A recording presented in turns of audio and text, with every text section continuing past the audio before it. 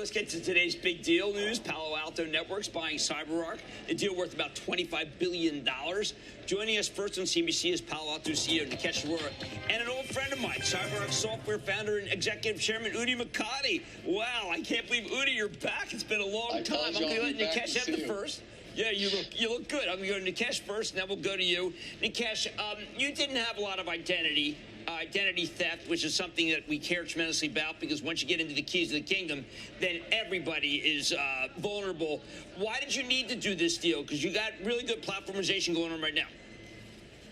Well, Jim, in the last 7 years, every time I've been asked the question, what is your point of view on identity? And I said, I've always paid attention to markets when they inflect, because inflection points create the opportunity for us to enter markets and provide our customers different.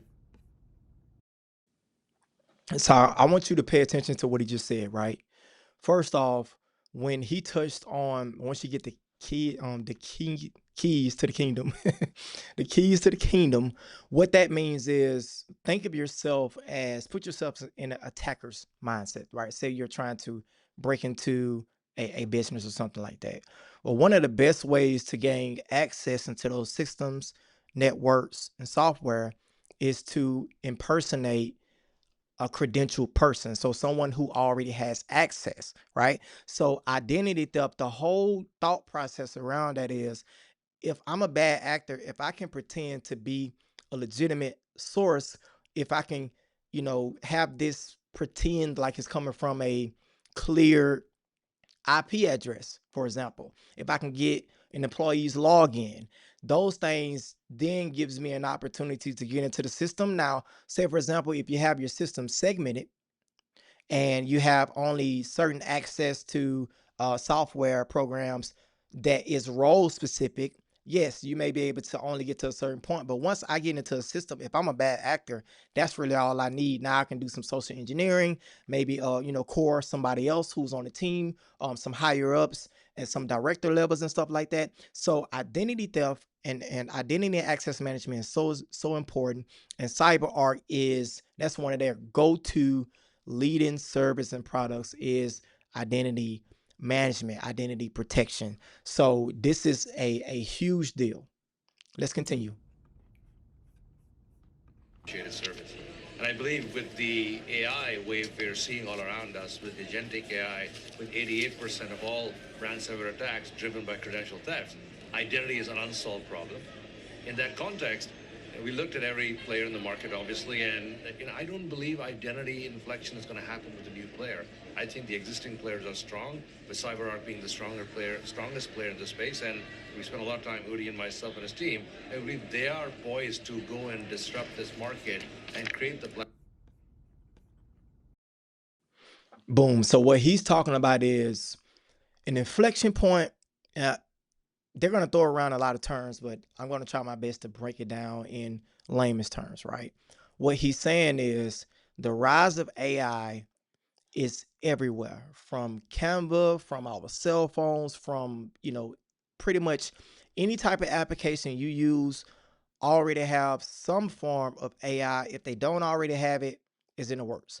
With that being said, with the ability to create movie scenes, and you're seeing people on social media to where they make like an AI version of themselves. The problem with that is, how are we going to be able to tell from a cybersecurity standpoint? I'm in cybersecurity. I'm a salesperson in cybersecurity.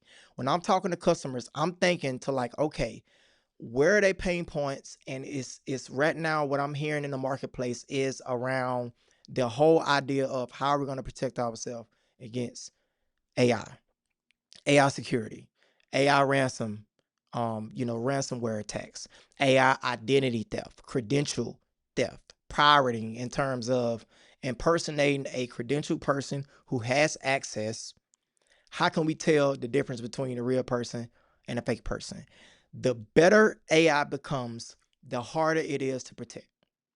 So what Palo Alto is doing, in my opinion, they're positioning themselves to disrupt the market. What he's saying is he's not expecting a new company to pop up and become the industry leader. Rather, there's existing people who already have a security footprint, like CyberArk, like Palo Alto, like Abnormal and a lot of these other companies, Microsoft, Meta. You see all of these companies investing into AI, but I think the real opportunity is going to be around AI security. So for us, for the people who want to break in, for the people who want to become, more in demand and have more value when it comes to your role within companies and be more in demand in the marketplace, look at, listen, AI security engineer is going to become a real thing. I think it's going to be offering salaries 300, 400, 500,000 because it's going to be such a benefit to companies to have somebody who understands AI, not just understand it from how to use it standpoint, but understand what goes into the models, understand how to protect against it, and can put security measures in place to make sure that we protect the organization. That's why I think this thing is headed. I do. Platform we need, and also solve the upcoming problem of agentic AI. So from all those factors, we believe this is the right time to do something like this and be ready for the market in the next 12 to 18 months. All right, so Udi, it's been a long time, but since I saw you, they did not have agentics. They didn't have agents, that's artificial intelligence, that have taken over the joint. It used to be 45 to 1. Now you guys are talking about 80 to 1 in terms of rapidly rising. Tell us what you're going to do to be able to stop the AI theft that we're seeing, even at the top of the chain. Exactly, Jim. First of all, good to be back and to be back with Nikesh here together. It is an inflection point. We always talked about the proliferation of privilege, not just from the privileged users, but to all types of users in the organization, and add to that machines and agents. And these agents are behaving like a machine, and they're proliferating, and they're going to do tasks, and they won't stop until they get the right answer. So this is the time to 100%. And what he's talking about is attacks like the ping of death, attacks like, flooding the servers with packet requests and things like that. When you have a machine that can attempt to guess passwords and they can use all these different type of combinations and stuff, it makes to where it is almost like we used to play a game back in the day called Cops and Robbers back in my old neighborhood in Alabama. And, a lot of us used to hate to be the cops, but it's kind of funny now because since I'm on the cybersecurity side, it's like I am a cyber cop, right? And I help companies protect themselves. And I think this is a fascinating opportunity to break into the industry at this moment in time. There's going to be, and I know there's a lot of layoffs and I know there's always collateral damage, but I think if we could look at the silver lining and look at the opportunities that are going to be available and that's already available, guys, I promise you it is going to boom. And I think AI security is going to be one of the number one one of the number one careers, one of the number one job titles in the next 18 to 24 months. Okay. I'm curious to hear what you guys think. Do you think Palo Alto buying CyberArk is a good move?